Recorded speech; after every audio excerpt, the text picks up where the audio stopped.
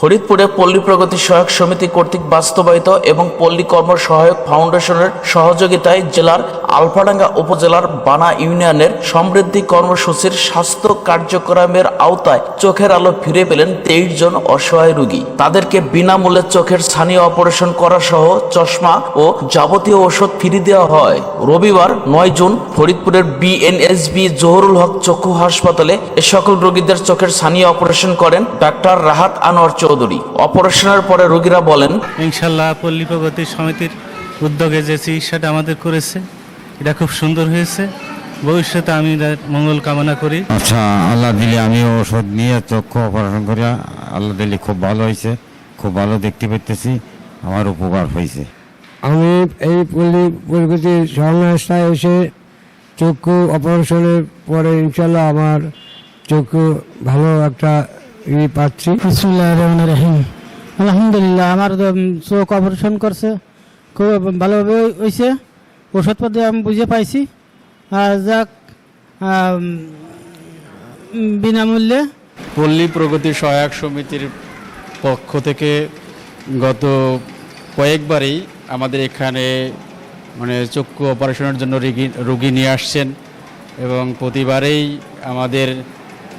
ওনাদের মাধ্যমে এখানে অপারেশন হয়েছে এবং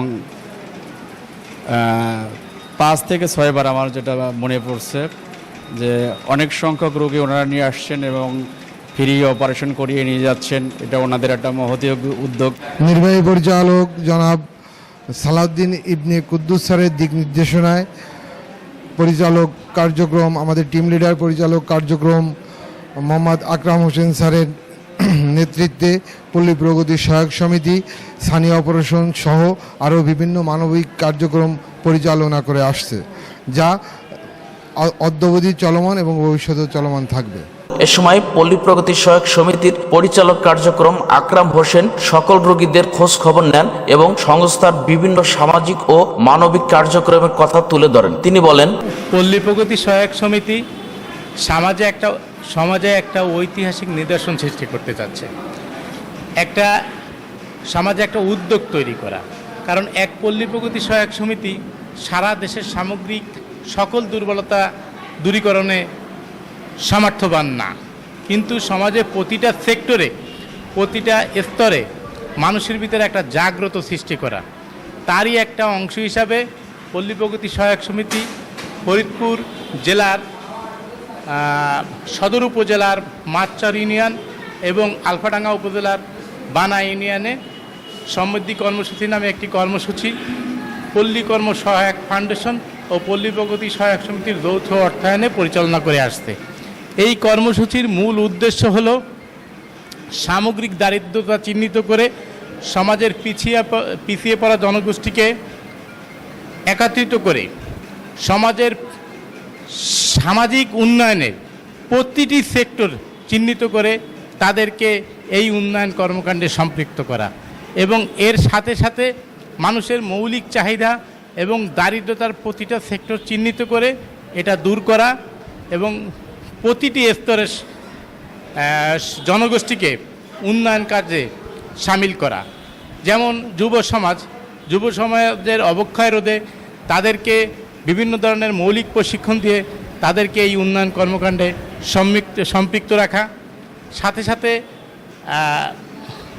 প্রবীণ যে জনগোষ্ঠী তাদের মেধা এবং বিনিয়োজিত করে দেশের সামগ্রিক উন্নয়ন অবশ্যম্ভাবী, কিন্তু আমরা আজকে প্রবীণদের দেখি বিভিন্নভাবে তারা অবহেলিত। পল্লী প্রগতি সহায়ক সমিতি এই প্রবীণ জনগোষ্ঠীর মেধাকে বিনিয়োজিত করে এবং তাদের যে মূলধারার জীবনযাপন এবং সামাজিক মর্যাদা পুনঃপ্রতিষ্ঠায় বদ্ধপরিকর এবং তাদেরকে নিয়ে কাজ করছে। এছাড়াও আমাদের যারা টার্গেট গ্রুপ আছে, আমার আবিষ্ট জনগোষ্ঠী, তাদেরকে আমরা নানাবিধ প্রশিক্ষণের মাধ্যমে আমরা এই উন্নয়ন কাজে সম্পৃক্ত করছি। এই যে দারিদ্রতার বিভিন্ন ক্লাস্টার এবং মৌলিক যে অভাবগুলা, তার মধ্যে একটি আছে স্বাস্থ্য। তো এই স্বাস্থ্যের মধ্যে দেখা গেছে অনেক দরিদ্র জনগোষ্ঠী আছে, তারা অর্থাভাবে চিকিৎসা করতে পারে না। আমরা স্যাটেলাইট ক্লিনিক, স্ট্যাটিক ক্লিনিক, বিশেষায়িত স্বাস্থ্য ডক্টর দিয়ে স্বাস্থ্য ক্যাম্প করা এবং তাদের নিয়মিত যে একটা স্বাস্থ্যসেবার যে একটা দেখভাল করার যে দায়িত্বভার এই 2 ইউনিয়নে আমরা আমাদের সাধ্যমতো প্রচেষ্টা চালিয়ে যাচ্ছি। তারই ধারাবাহিকতায় আজকে আলফাডাঙ্গা উপজেলার বানা ইউনিয়নে 23 জন সুবিধাবঞ্চিত জনগোষ্ঠী যারা অর্থ অভাবে চিকিৎসা করতে পারছেন না, চোখের চিকিৎসা করতে পারছেন না, এদের চক্ষুসানি অপারেশন হয়েছে আজ, এবং আল্লাহর অশেষ রহমতে তাদের সঙ্গে কথা বলে দেখছি তারা সুস্থ আছেন। তাদের এই চিকিৎসার সামগ্রিক খরচ এবং চিকিৎসা উপকরণ সহ সমস্ত ব্যবস্থা এবং থাকা খাওয়ার সকল ব্যবস্থা পল্লী প্রগতি সহায়ক সমিতি করেছে। তো আমি আজকের এই কর্মসূচির মাধ্যমে আমাদের একটি আহ্বান থাকবে, আমরা সমাজে যে আমরা নিদর্শন সৃষ্টি করতে চাচ্ছি, এইটার মাধ্যমে বাংলাদেশের প্রতিটি ইউনিয়নে, প্রতিটি গ্রামে, প্রত্যেকটা সমাজে সকল স্তরের জনগোষ্ঠীকে এই ধারায় জাগ্রত হয়ে আমরা এইভাবে উন্নয়ন কার্যে যদি সামিল হই তাহলে সামগ্রিকভাবে বাংলাদেশের উন্নয়ন হবে, এই আশাবাদ আমি ব্যক্ত করছি।